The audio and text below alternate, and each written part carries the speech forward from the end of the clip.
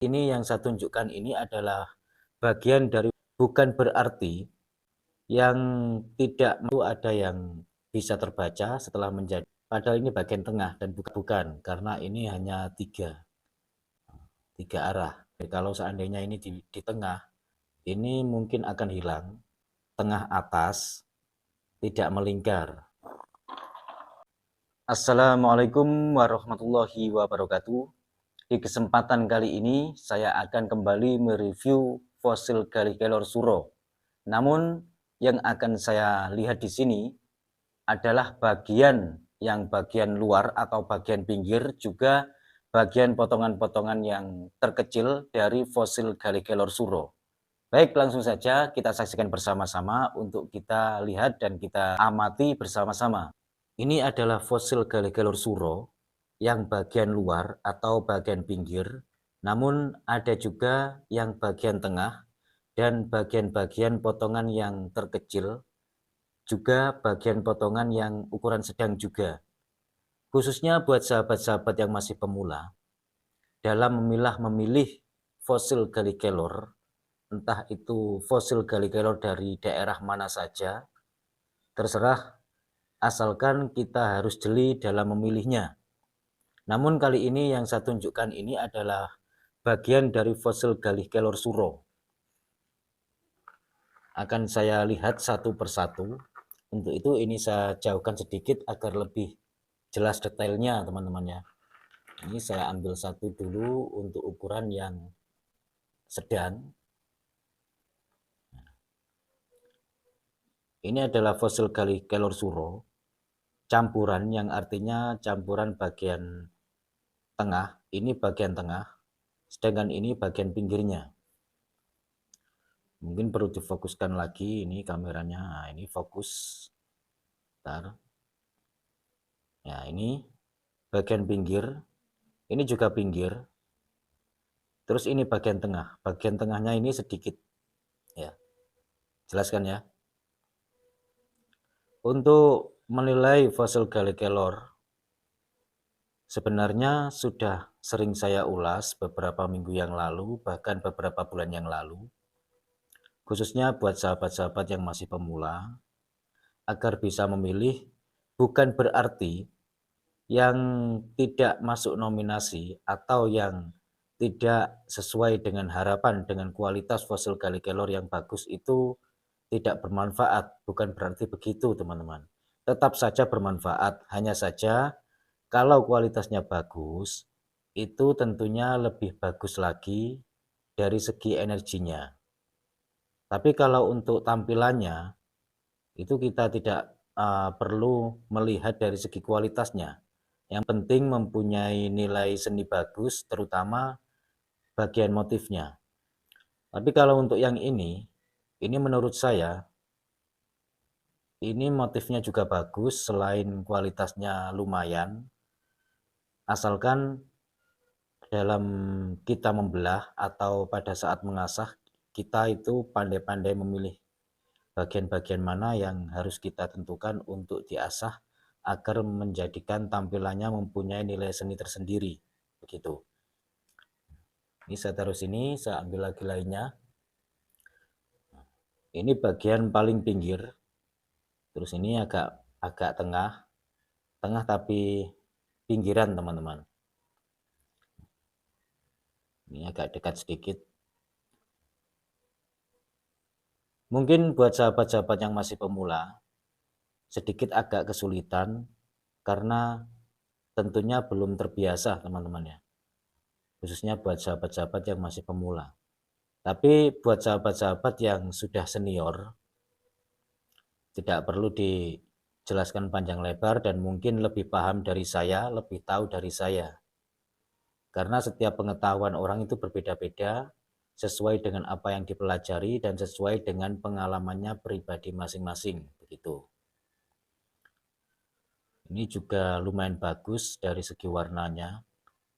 Termasuk kalau diambil dari segi motifnya, mungkin mempunyai nilai seni tersendiri meskipun motifnya tidak bisa terbaca. Karena motif itu ada yang bisa terbaca setelah menjadi batu liontin atau batu akik yang dipakai cincin. Ada juga yang tidak bisa terbaca namun dilihat cukup indah dan elegan, terutama bagian luar sini ini mempunyai motif gitu. Terus lainnya lagi, terus yang bagian ini saya ambil lagi.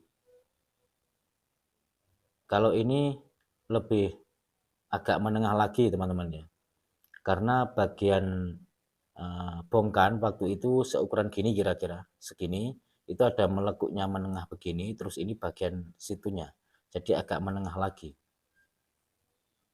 Ini pinggirnya. Ini kalau dibuat liontin juga mempunyai motif. Nah, bagian sini. Nah, ini. Terus lagi. Nah, ini bagian pinggir. Untuk sahabat-sahabat yang masih pemula pun tentunya sudah tahu bagian pinggiran, sudah bisa melihatnya sendiri. Nah, ini sudah jelas sekali. Terus ini bisa diambil kalaupun ingin mengasah atau mengambil bagian yang hitam legam, ya tinggal ambil yang bagian sini, ya bagian sini. Ini kalau diasah sepertinya warnanya hitam legam ini teman-teman. Untuk motifnya kalau dibuat liontin sepertinya kurang pas, lebih pasnya bagian yang polos ini kalau dibuat liontin, hitam polos begitu.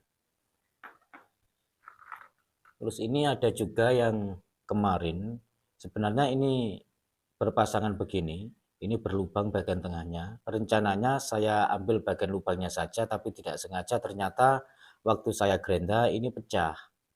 Nah, ini terbelah begini sehingga tidak bisa. Entah ini mungkin bisa dipakai untuk motif yang atau bentuk yang sekiranya agak sedikit unik ya kalau dipakai cincin gitu. Ini padahal kemarin itu bagian tengah, tapi warnanya begini seperti kulit, padahal ini bagian tengah dan bukan kulit ini. Nah, ini pecahnya, belahannya begini, kemarin kan lubangnya begini. Nah, ini terbelah begini, bagian tengah tapi warnanya seperti kulit, padahal bukan kulit, bukan pinggir, ini tengah teman-teman.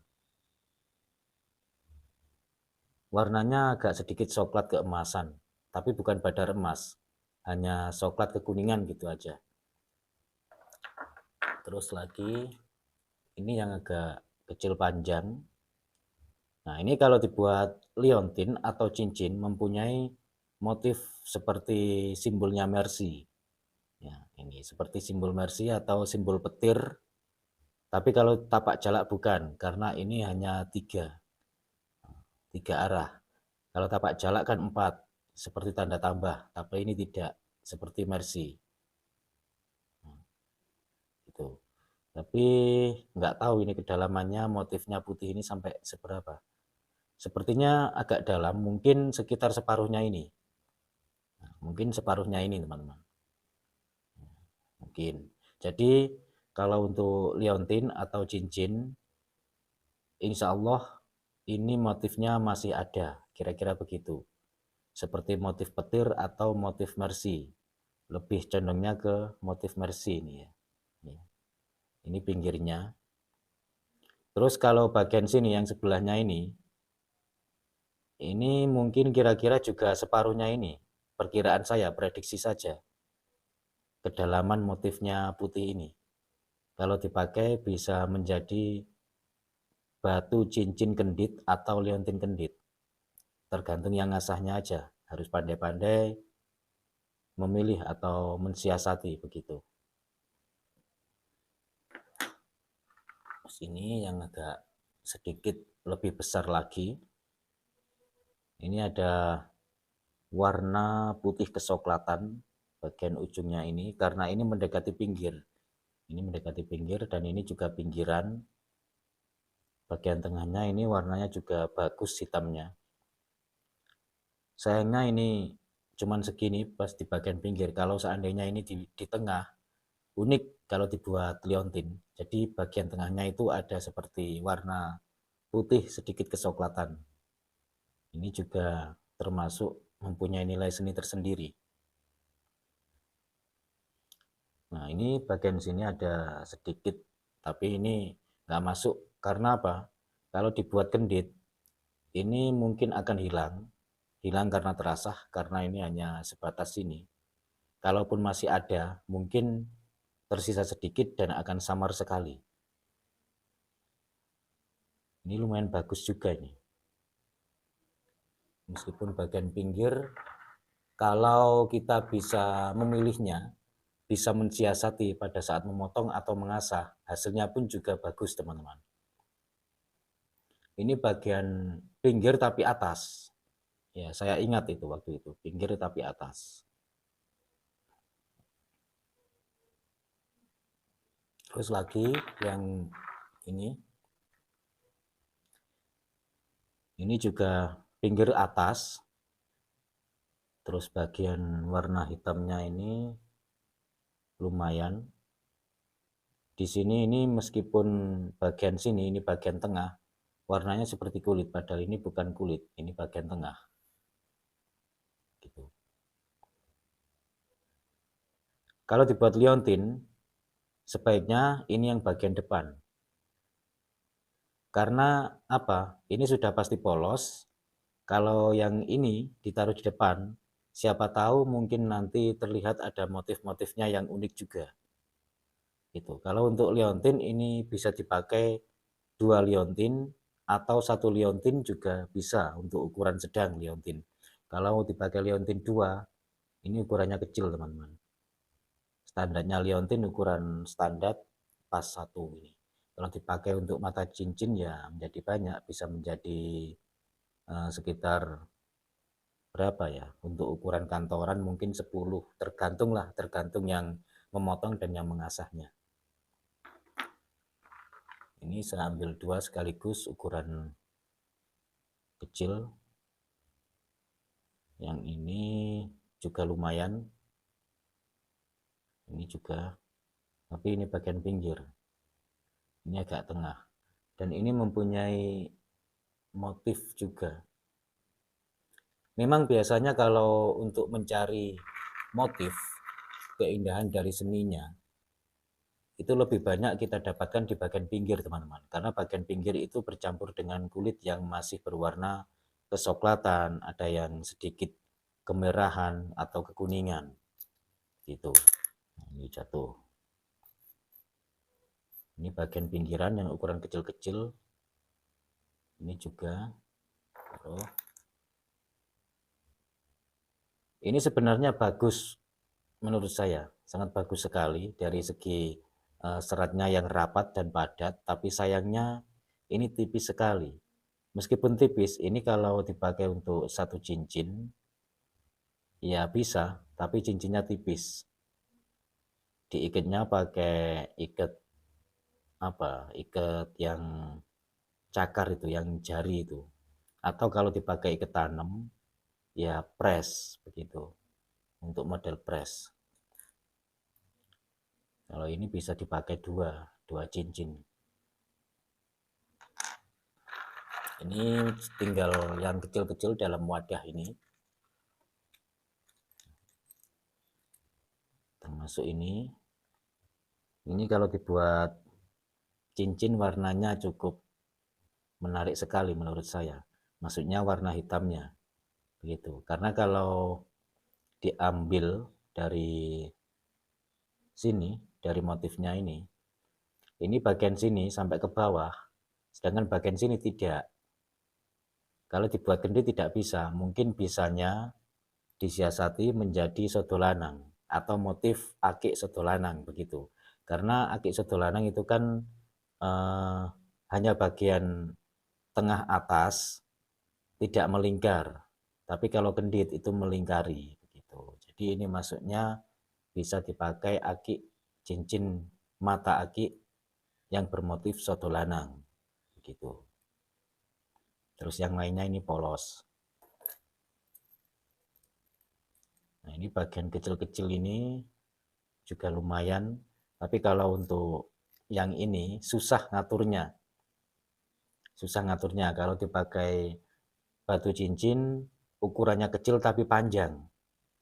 Biasanya ini kalau ukuran kecil panjang itu biasanya cocoknya dipakai ikat model perempuan, atau ikat model perempuan yang dipakai biasanya itu kecil memanjang segini. Nah, itu cocok sekali. Gitu. Nah, terus ini bagian pinggir kecil, cuman banyak pinggirnya. Kalau sudah begini teman-teman, kita tidak bisa mengharapkan dari warna hitamnya, hanya mengharapkan bagian motifnya saja. Ini coba kalau seandainya ini lebar, ini bisa jadi junjung derajat. Tapi karena ini tipis, ya susah ngaturnya. Gitu. Ini juga lumayan bagus kalau untuk ini bisa menjadi satu cincin pas, satu mata cincin pas. Ini juga. Terus ini bisa menjadi dua. Tapi ini lebih dominan ke motif. Nah, ini tinggal berapa ini yang kecil-kecil ini? Ini sudah habis, tinggal yang kecil-kecil. Ya, ini ukuran satu mata cincin rata-rata untuk ukuran kantoran dan ukuran kecil. Nah, ini bisa menjadi satu mata cincin untuk ukuran kantoran. Ini juga. Terus ini ukuran kecil-kecil. Ini juga ukuran kecil. Bervariasi. Karena ini bagian-bagian yang kecil dari fosil Gallikelor suro. Coba saya dekatkan ke sini. Ini fokusnya saya atur lagi. Nah, ini sudah pas fokusnya.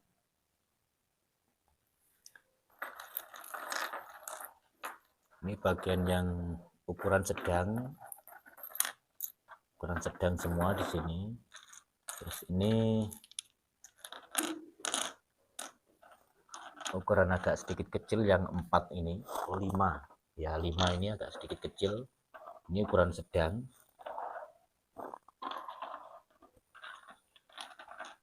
Nah, ini ukuran sedang semua. Ini ukuran agak kecil. Terus ini ukuran yang paling kecil-kecil untuk ukuran kecil dan ukuran kantoran. Ya, sekian dulu dari saya, khususnya buat sahabat-sahabat yang masih pemula. Semoga ada manfaatnya, kurang lebihnya saya mohon maaf. Wassalamualaikum warahmatullahi wabarakatuh. Rahayu, salam budaya.